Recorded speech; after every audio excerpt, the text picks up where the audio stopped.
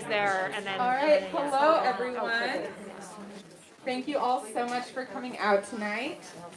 My name is Amali, and I'm the events director here at Books Are Magic.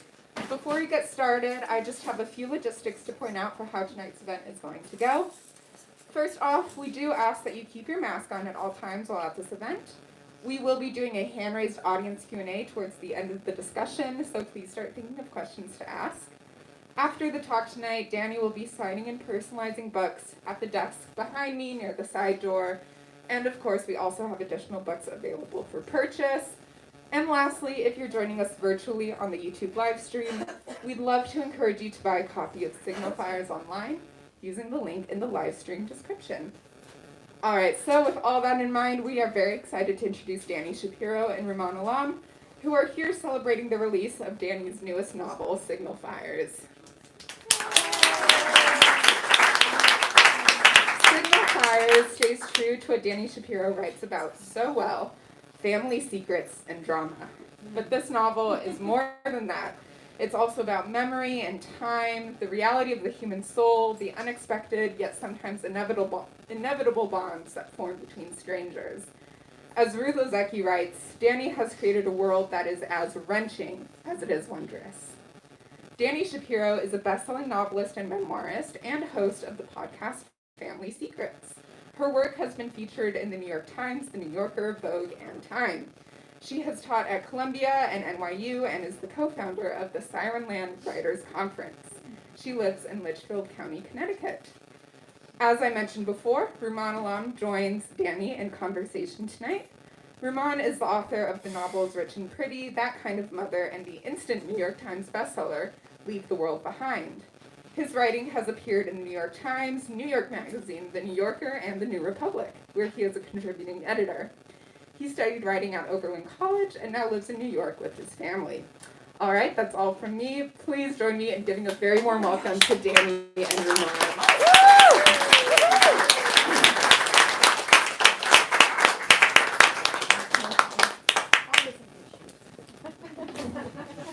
All about the shoes.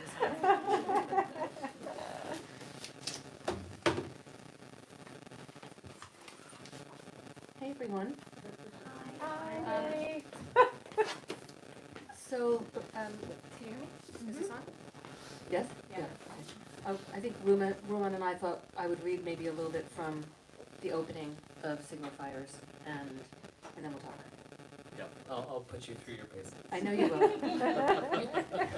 I saw on Instagram today that you were having an extra cup of coffee at 3 I'm o'clock ready. in the afternoon. I'm ready to interrogate you. So why don't you read? Do you want here? I- Read from this book, and then I'll pepper you with questions.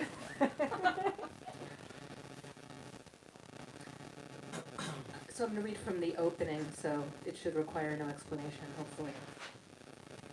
August 27th, 1985. Sarah and Theo. And it's nothing, really, or might be nothing, or ought to be nothing, as he leans his head forward to press the tip of his cigarette to the car's lighter. It sizzles on contact, a sound particular to its brief moment in history, in which cars have lighters, and otherwise sensible 15-year-olds choke down Marlboro Reds and drive their mother's Buicks without so much as a learner's permit. There's a girl he wants to impress. Her name is Misty Zimmerman, and if she lives through this night, she will grow up to be a magazine editor or a high school teacher. Sarah, age 17. After this night, she will become unknowable to him. The summer sky is a veil thrown over the moon and stars. The streets are quiet, the good people of Avalon long since tucked in for the night. Their own parents are asleep in their queen-size bed under the plaid afghan knitted by one of their father's patients. His mom is a deep sleeper, but his dad has been trained by a lifetime as a doctor to bolt awake at the slightest provocation. He's always ready.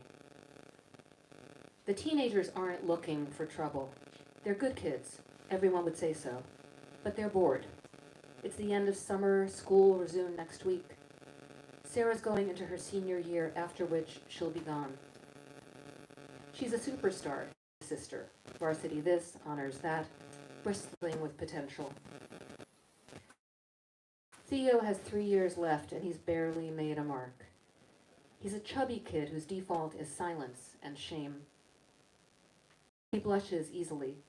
He can feel his cheeks redden as he holds the lighter and enters the sizzle, draws smoke deep into his lungs. His father, a pulmonary surgeon, would kill him. Maybe that's why Sarah threw him the keys. Maybe she's trying to help, to get him to act, goddammit, to take a risk. Better to be bad than to be nothing. Misty Zimmerman is just a girl along for the ride. It was Sarah who asked her to come. Sarah doing for Theo what Theo cannot do for himself. Change one thing and everything changes. The Buick speeds down Poplar Street. Misty stretches and yawns in the passenger seat. Theo turns left, then right. He's getting the hang of this. He flicks on the directional, then heads onto the parkway. As they pass the mall, he looks to see if Burger King is still open. "Watch it," Sarah yells. He swerves back into his lane, heart racing. He almost hit the guardrail. He gets off the parkway at the next exit and eases up on the gas. This was maybe a bad idea. He wants to go home. He also wants another cigarette. "Pull over," Sarah says. "I'll drive." Theo looks for a good spot to stop. He has no idea how to park. Sarah's right. This is stupid. "Actually, no, forget it. I shouldn't," she says. They're almost home. His daughter Sarah is standing before him.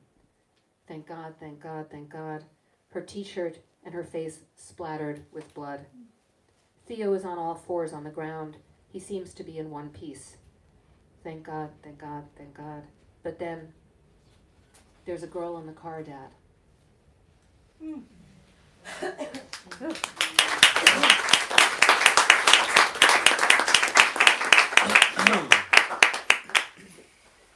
In a sense, what Dani just read gives you a real window into how this book functions. Like, Jesus, yeah. I won't say anymore. Okay, so often when I talk to other writers about their books in contexts like this, I force them to give a synopsis, which is very painful. There are some writers in this audience and they understand how painful that is. And just now when we were huddling, I said, "Dani, do you want to do the synopsis or should I do it?" And she said, "Oh no, you should do it." I did offer. So I will do it. What Dani just read was 3 teenagers are in an accident in the suburbs, let's say, the suburbs of America in 1985. And that God, this is harder than I thought. Shit. Okay, I didn't even write this book and this is hard. Okay. Theo is driving the car. His sister is in the car with him. The third teenager in that car does not grow up to be the things that are mentioned in the section that Dani read, but she in fact dies.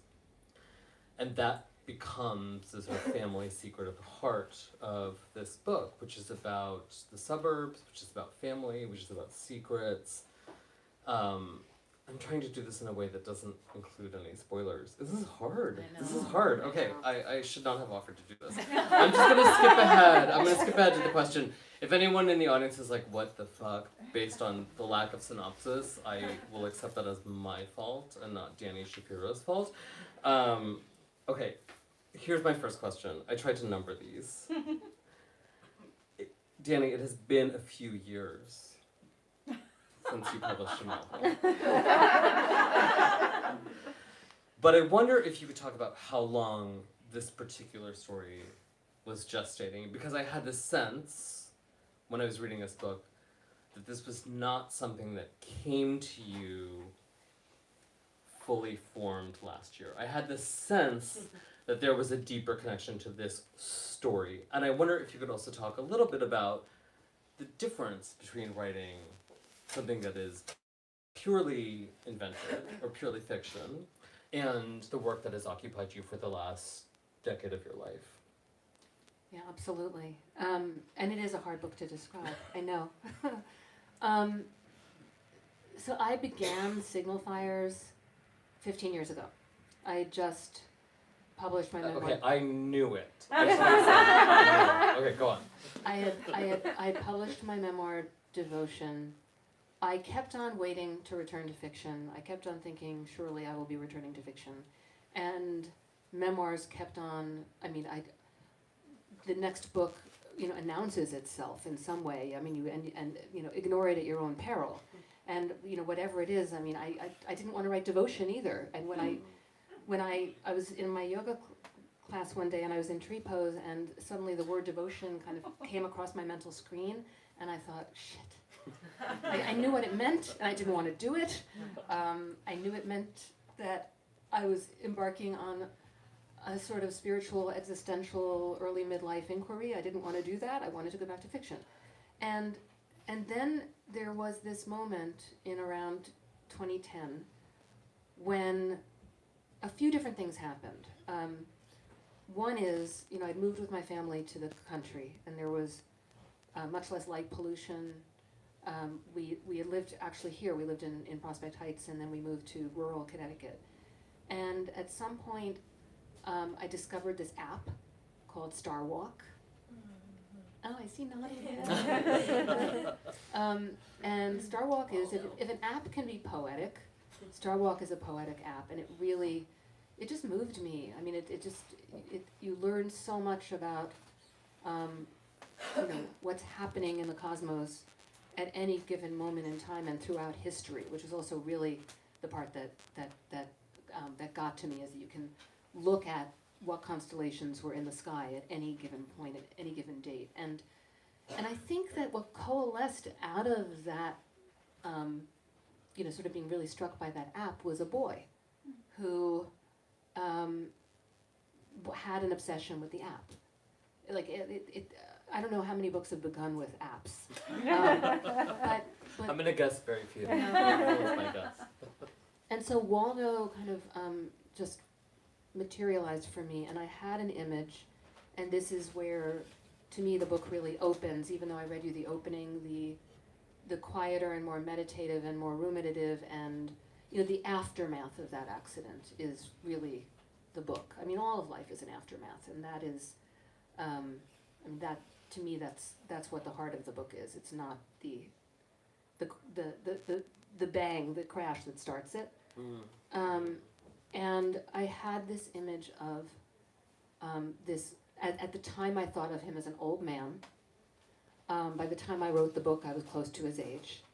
An older doctor named Ben, who was looking out the window of his home in a suburb north of New York, and he was alone in the house, and he was surrounded by boxes. And it was his last night in the home that he had lived in longer than anywhere else he'd ever lived in his life. His grown kids were gone. His wife is not there. We don't know why yet. But it's a very poignant, complicated moment. He's there, and it's the last night he's going to spend in this home. And he's looking out the window at this street that he's incredibly, familiar with and intimate with. And across the street, he sees an open window and a boy, an 11-year-old boy, who seems, from Ben's perspective, to be kind of like hanging out the window with this newfangled device, and pointing it up at the stars, and he sees this sort of blue glow on his face. And we will later discover that they have a pretty profound connection, Ben and Waldo, the boy, but we don't know that, and Waldo doesn't know that, and I'm not even sure Ben feels that. But it is, they end up meeting that night under a tree that Waldo calls the magic tree, that is where that accident happened, that ancient oak. The whole, so I don't want to get too far, There's a tension in wanting to preserve for the reader the experience of discovering what this connection is. But I want to ask you about something you just said, which is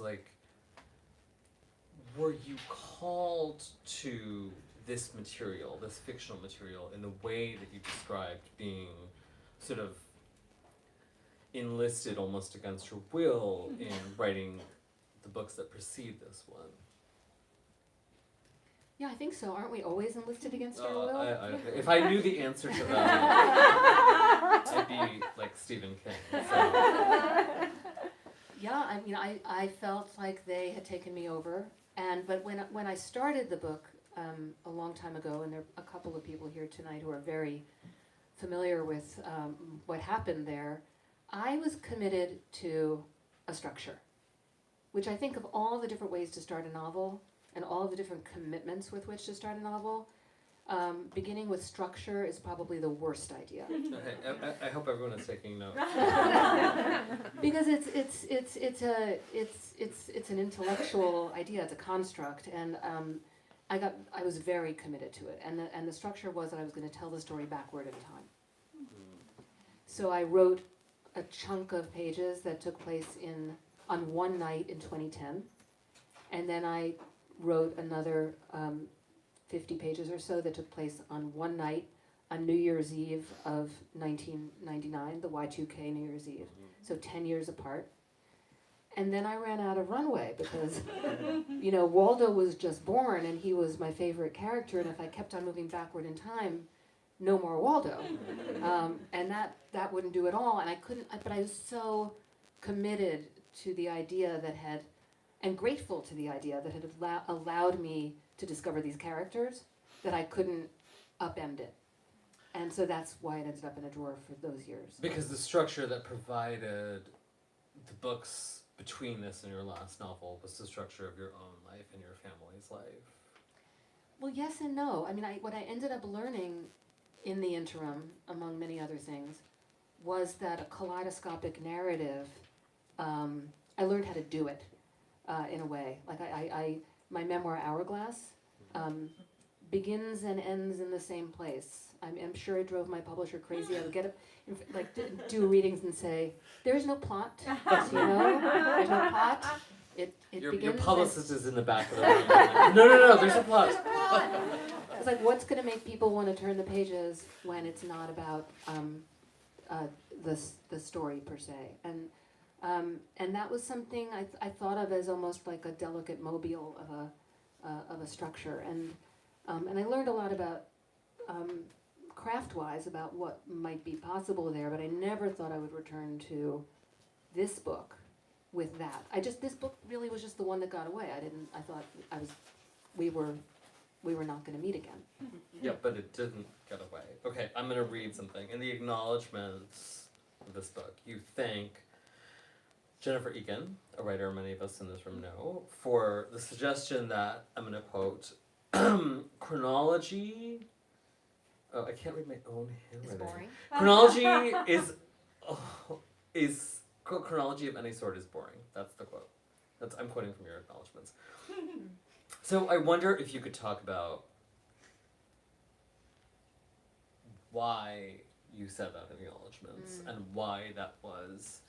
I mean, that's sort of part of the challenge of talking about this book, because in the section that Dani read, the section that you read takes place in 1985. But we, in this very tiny book, I don't know who in this room has read Jonathan Franzen's last book, but that book covers 5 years. This book covers 50, right? No, well, what the years that it covers are sort of an open question, but its ability to move through time is disconnected from its page count. But I wonder if you could explain to me where this bit of wisdom, did Jennifer Egan say this to you? Is it something you gleaned from her work? What is the lesson there, you think? So I remember where I was. It was right around the time I put the pages in a drawer. I direct, along with Hannah Tinti here, a writers' conference in Italy. And I just realized that my novel was not working. Right before I got there, where I'm supposed to be the person who, one of the people who knows what they're talking about. Well, apparently you do. Go on. And I thought, do I tell my students? Do I tell my students that I've just put a book in a drawer? Do I, what do I do? Being me, I did ultimately, not the first day. It's I am your teacher. I'm really suffering here. And I just, And then on the final night of the conference, when the faculty reads, I read from what eventually became Signal Fires.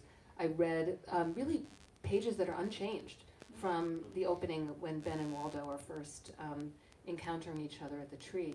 And I remember looking out at the audience and there were people crying, and it had some power. I also remember Karen Shepard, Jim Shepard's wife and a wonderful writer, saying, "It's like you're presenting us with your dead baby." But you'd have to know Karen Why Shepard is that to not a understand. blurb on the cover of this book? Please get Reagan Arthur on the phone. I want to know why that's not on the cover of this book. That's an amazing work. Like a dead baby. Jesus Christ. Okay, but you haven't actually answered my question. I know. Which is about this treatment of the passage of time, or chronology itself. Because, Okay, so you know, back to Jenny. Yeah. So I'm driving down Route 6 in rural Connecticut, near where I live, and I think I was dropping my son off at a piano lesson, and I was in despair. I mean, just despair. And dropping your children off at things will do that to you. And Jenny is a good friend of mine, and you know, we have creative conversations, you know, sometimes. And I was telling her about the book and why I had put it in a drawer. And she really does not remember this conversation, by the way. It keeps on getting quoted now, and she's like, "I don't remember saying that. I'm glad it was helpful to you." But she did say, like, it wasn't chronology is boring so much as chronology is linear.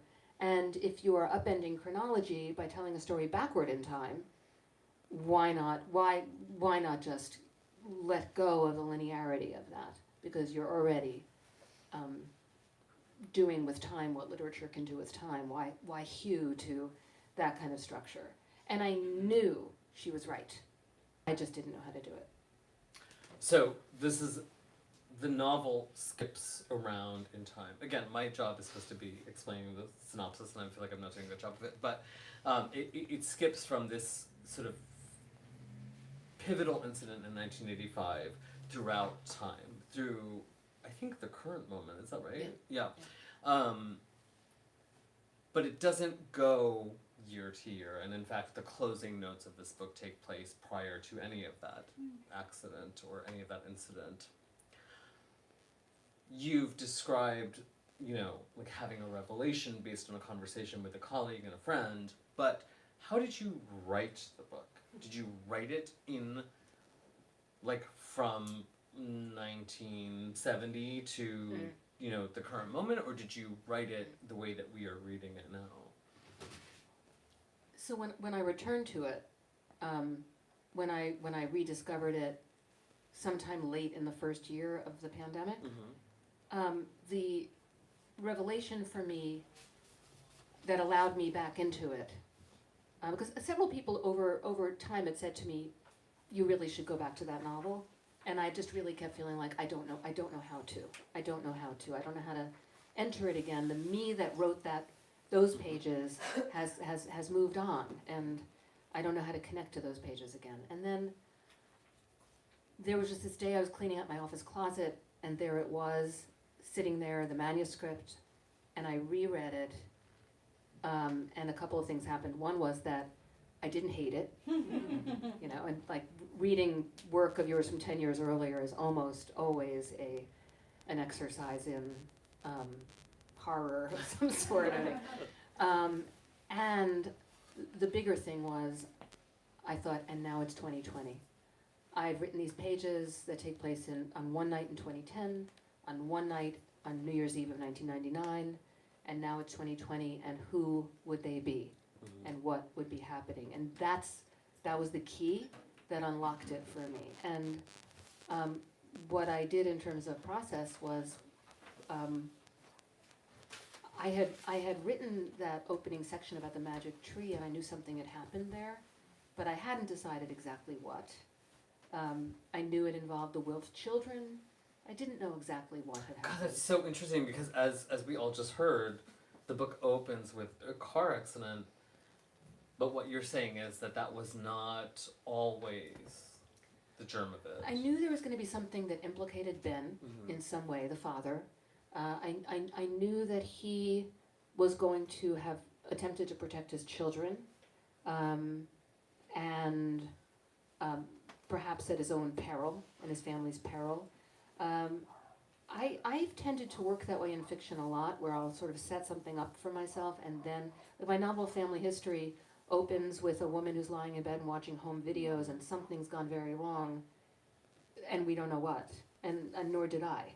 And these are sort of like writing my way into it, and that's what happened here. But I did know that it was the tree. I imagined, I suppose, that it was a crab, but I didn't know. I don't think the name Misty Zimmerman or the character of Misty was even part of my early thinking. When I sat back down, I thought the only way I'm going to be able to write this book is to write that. I have to start with this kind of prologue-y opening that will then set everything in motion. And that, when I started it, I uncharacteristically had a lot of confidence. I knew I wanted the first word to be "and." I just it just needed to be "and" because it was something that was already happening. There's this way in which everything that's ever happened is always happening in the book, and it just felt like, and also an establishment of the narrative voice as a voice that would be able to move us, into the past, into the future, and have a little bit of a light layer of a point of view about these characters.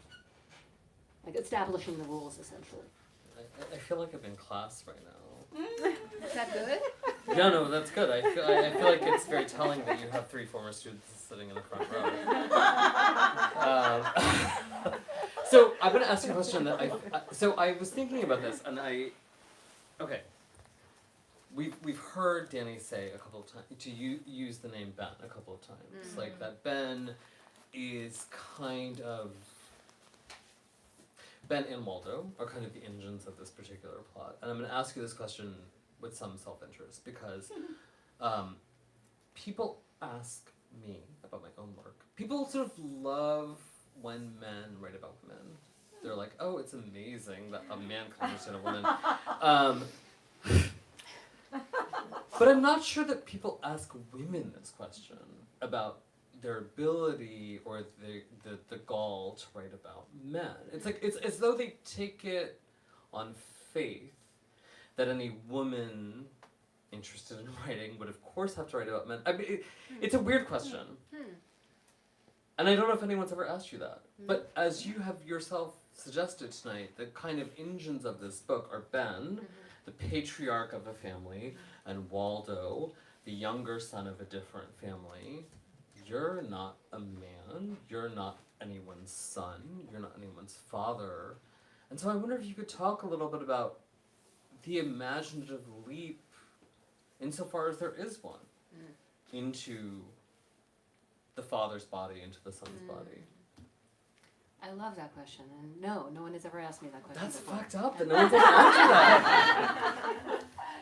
People ask me that all the time. If I write about a woman, they're like, oh my god, that's amazing. And it's like, is it that amazing? But I wouldn't do that. Well, that's interesting, because it's also, men, when they write about domestic situations, is considered, like, amazing. And women write about them, and it's, women's work. Who won the Nobel Prize 2 years ago? Alice Munro, for writing about women's work, I'm just going to say. Amen. So, I've long been drawn to writing male characters. My third novel is narrated by, it's out of print, it's called Picturing the Wreck. It's narrated by a then ancient 64-year-old male psychoanalyst named Solomon Grossman. So old, can't even imagine. So old, because I was like 30 when I conjured Solomon, and he just seemed like at the end of his life to me. But it was I knew him. I got him. I sort of I didn't construct him. He just was fully formed, and in fact, in that novel, in the opening chapter, I believe it's the opening chapter, he actually, there's a scene where he masturbates, and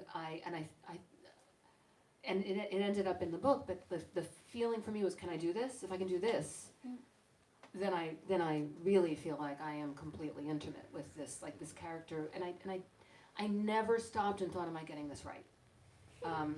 I just felt that I was. I wasn't constructing him. He was already sort of alive inside of me in some way. And with Waldo, and it's interesting because I haven't really, in terms of signal fires, the male characters are center stage in a certain way. I mean, Absolutely. Waldo and Ben, and even Waldo's father Shankman, and Theo. And Theo. Yeah. And I just didn't think much about it. I just felt like I had the permission to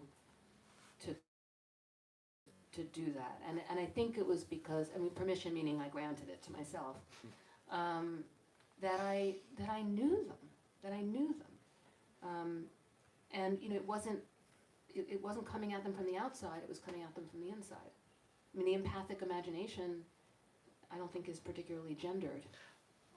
I agree with you, but I just think it's an interesting expectation that a man should be applauded for doing it across the line of sex, and that a woman would of course do it as a matter of course, and that is striking to me because I do think this is a book that in not only does it skip across time, it skips across perspective, and there are the perspectives of characters who are women, but as we've said, Ben, Waldo, Theo, they are in some ways the engine of this book, and I never had this moment where I was like, oh God, I'm reading a woman guessing about a man. Whereas I feel like when the inverse happens, you get a lot of credit for being a man who writes about a woman. I'm just pointing out that society is sexist. It's a very easy applause line. Shouldn't even bother. Wait, okay, I numbered my questions. Oh, okay, so we talked about the idea of chronology and the idea of breaking chronology as related to a conversation that you had with Jennifer Egan. It sounds as though that has to do with your friendship with her, but I wonder if you could talk about the network of writers who maybe are your friends or aren't your friends, who you consider this book's kind of larger extended family. Oh, I love that question too.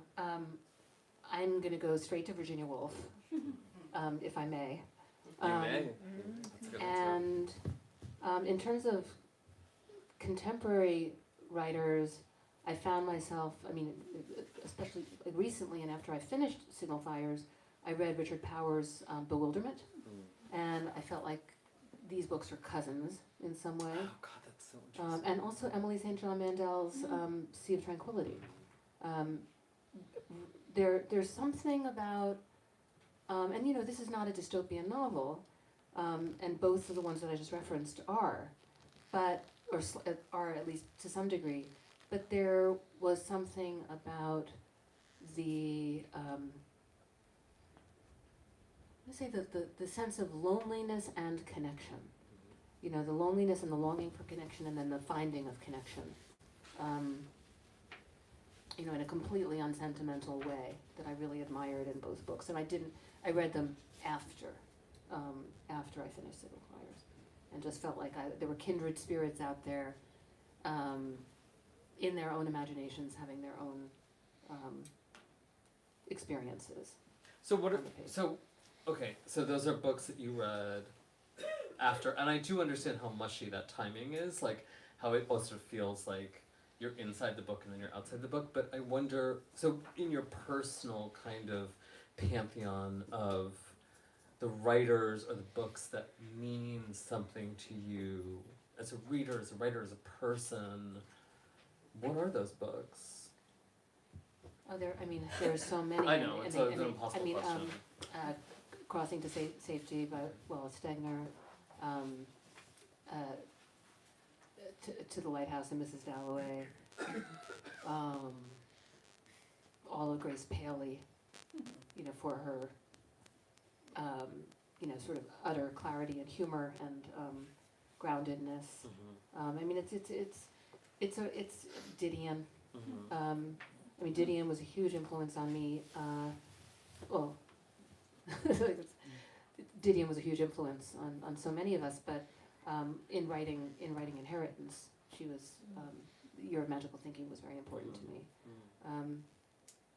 But I think of books, last night I was with Amor Towles, and Amor was at one point saying that there are books that he reads and knows that he will reread and go back to later, in a dozen years, in 20 years, that it's not, the feeling, we all know the feeling of like, oh, I envy you reading this book for the first time, but you're always reading a book for the first time when you return to it, because you're reading it as you then, and there are certain books that I return to, and with such pleasure.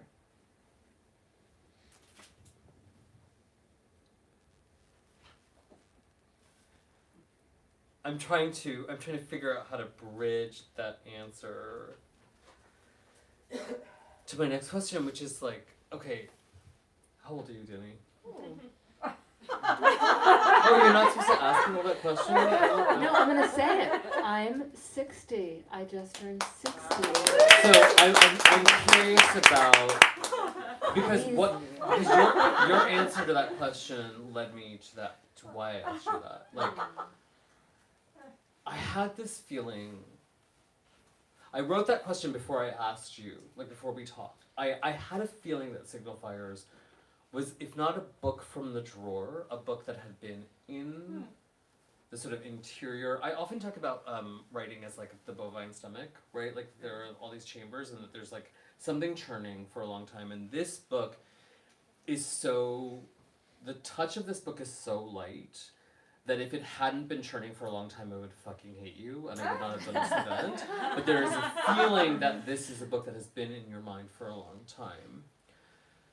Do you think there is a liberty, at the age that you are now, like so much of this book's emotional impact is situated in the relationship between parent and child?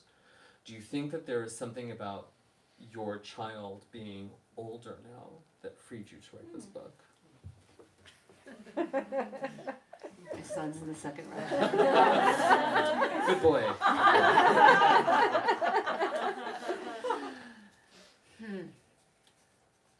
I think that my experience as the mother of a son has everything to do with this book being born. Waldo, who I just want to be very clear is not my he's not based on my son in any sort of autobiographical way, but I spent a lot of time when I was first writing it on the sidelines of Little League games and in all sorts of places where parents were behaving badly and where like you could feel the air was so thick with expectations and desires for these kids. There was so much that was being hung on their little shoulders, and you also were sort of throwing your lot in life in with these people who happen to have procreated at the same time as you did. The weirdest thing about parenthood. Right? Yeah. Right. Yeah. Right. And there you are, and you may not even like these people, but your kid's social life depends on them, and so you do that until you don't have to do that anymore. Or you get really lucky and you have wonderful friends, and but that's a great piece of luck when that happens. But so that's where I had begun. I felt really interested in what happens to a place over time, to a community over time. This period of active parenting, even the fact that it became a verb, which at one point Ben actually says, is actually pretty brief in the span of a life. It's, 18-ish years of, once you're a parent, you're always a parent, but in terms of active, full-on, this is the center of your life, it's a chapter, and the other chapters are longer. The chapter before is longer. With any luck, the chapter after is longer, and yet it assumes, it as it should, but it assumes so much intensity, and the feeling of it ending is one of everything else is just coda to that, and I was just really interested in that. And then when I returned to the book, I was, no longer the mother of an 11-year-old. I was the mother of a 21-year-old, and I was closer to the age of Ben and Mimi, who were, as far as I was concerned, that spry, handsome older couple. So, like, what? And so I could enter them and their own, preoccupations in a different way, and also in thinking about Waldo, thinking, who would he be? I had familiarity with that stage in his life. You and you can feel that. I'm supposed to leave room for people to ask questions, so raise your hand if you have a question. But that is okay. So this is why I asked you about your age, and this is why I asked you about being a woman writing about a man. It's so much of the ideas that we inherit are that oh, your child will grow up and then your life will be over. And I think this book would suggest otherwise. And I would also argue, with respect to what you talked about, the sort of you play fast and loose with chronology.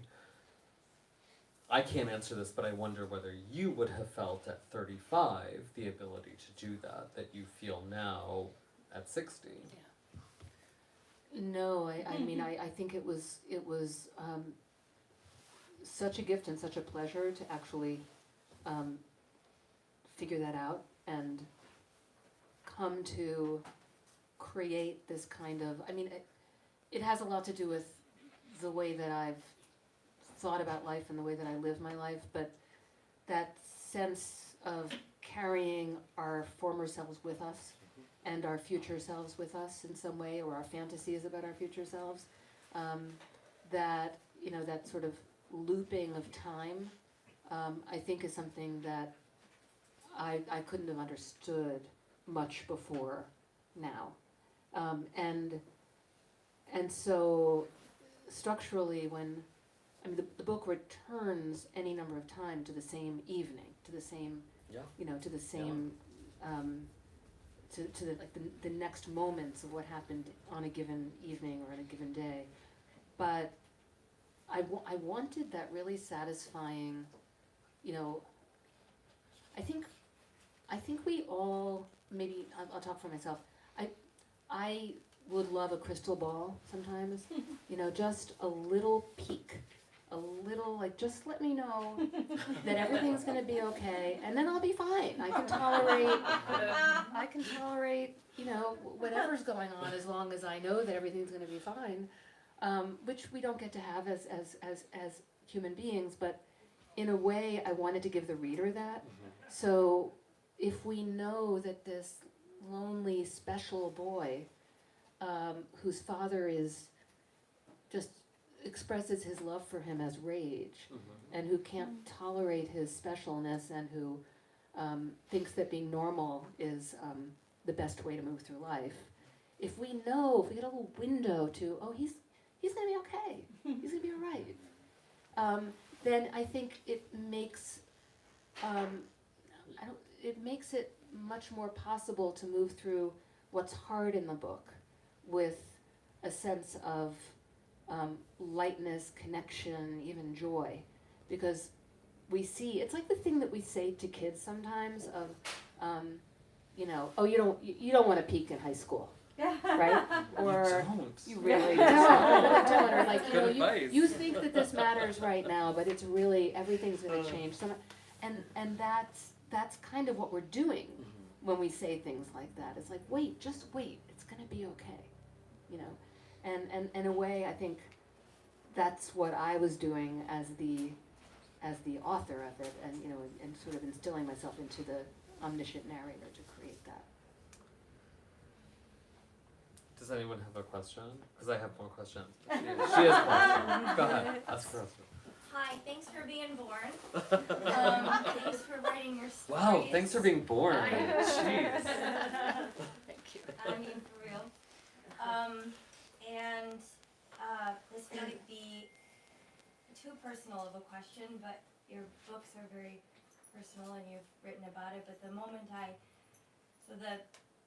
have 4 children of my own. My third son is going to be 11 on Monday, and he's obsessed with Starbuck and is very much neuroatypical. And so that was really special to read, and I love that you represented that neuroatypicality in that, especially because spectrum has been much more acceptable now. So to see that mainstream and a really popular book by a really well-renowned author is like really special, and he was excited too because I told him about it. We spent many a nights out with the iPad doing this, so that was really tender. But my question is about Ben and Ben's name,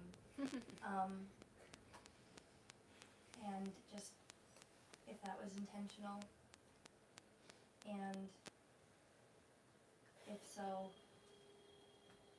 how that resonated in your heart when you were writing it. Thank you for that question. You know, it's interesting. In Hebrew, the name Ben means son of.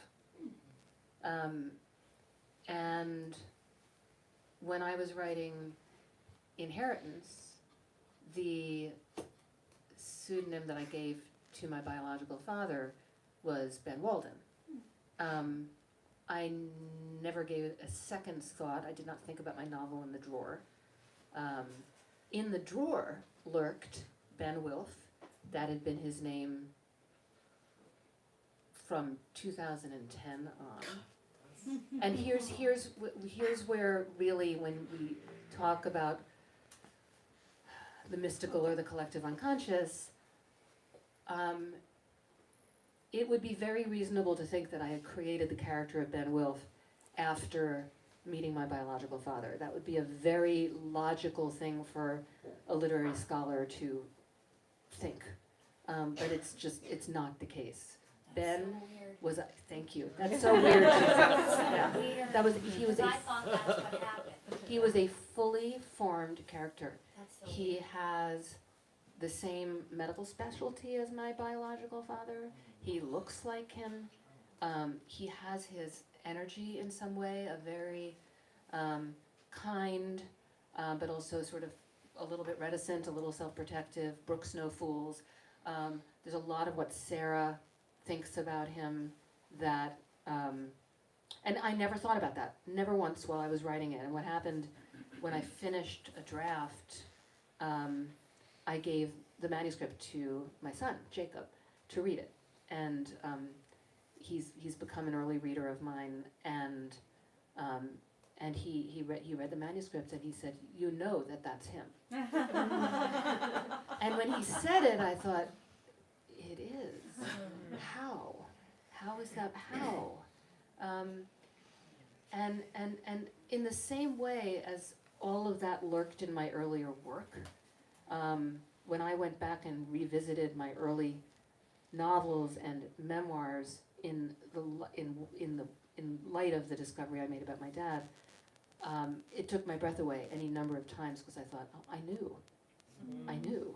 So this is that kind of knowing. It was like I conjured him, or almost created these characters who waited patiently, like a missive they sent a missive into the future, and then I was in the right place at the right time at the right point in my life to catch them. That's so cool. I mean, I find that so satisfying because I do feel like there is in this culture an interest in like what you accomplish as a young person that can't.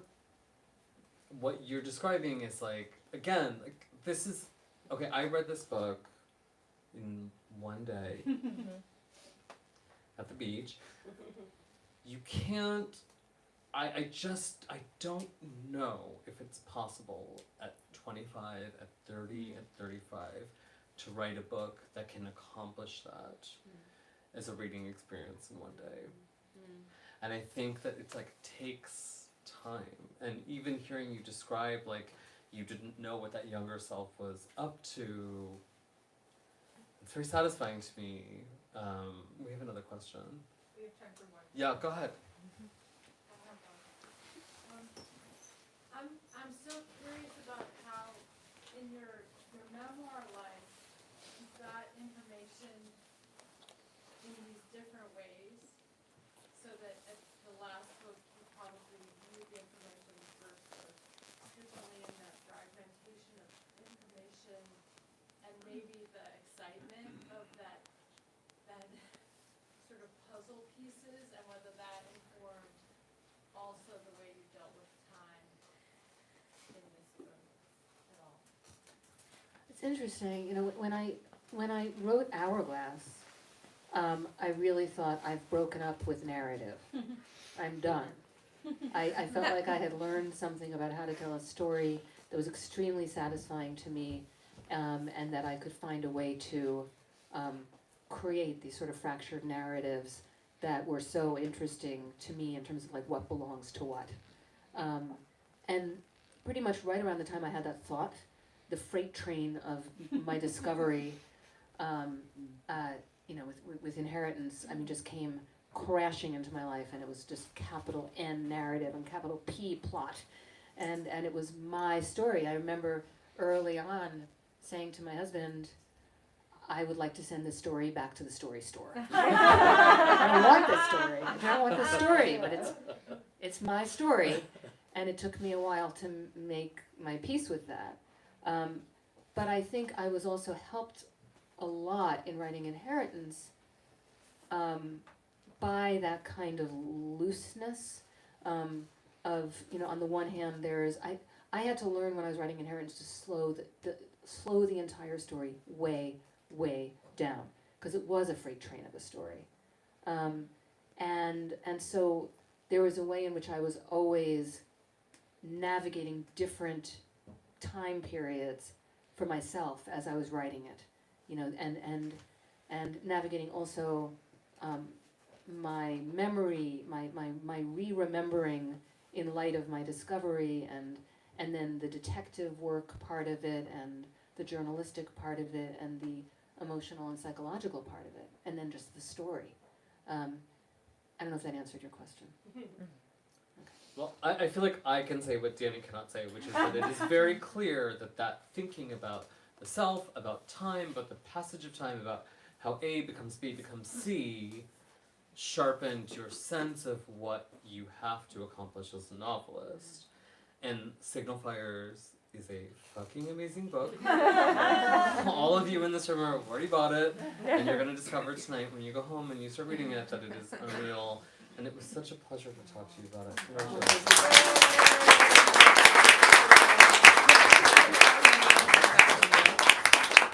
Thank you everyone for coming out tonight. Thank you, of course, Rumaan, for asking such fantastic questions, and thank you, Dani, for being with us to celebrate this wonderful book. As I mentioned earlier, Dani will be personalizing books at the desk by the side door.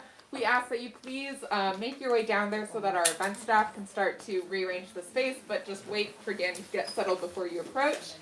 We have additional copies available for purchase, and if you're still with us on the live stream, you can get that using the link in the live stream description. All right, that's all. Let's give these two one last round of applause. I gotta go home. I'm leaving this time. Which one of these is your children? Second row.